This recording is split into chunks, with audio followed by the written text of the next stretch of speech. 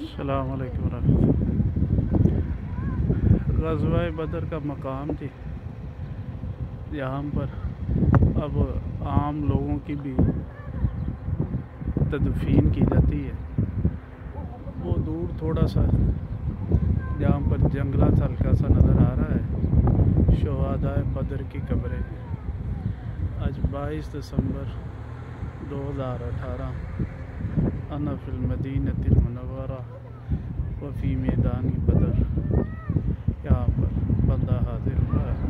अल्लाह पाक शुहदाए बदर और उसके बाद जितने भी दफन होने वाले हैं मुसलमान पाक सब का मकाम ऊँचा फरमाए, दराजात बुलंद फरमाए, हमारी हाज़री कबूल फरमाए।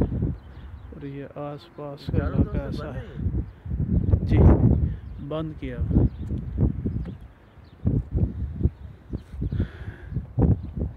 करीब भी ये मसाजिद भी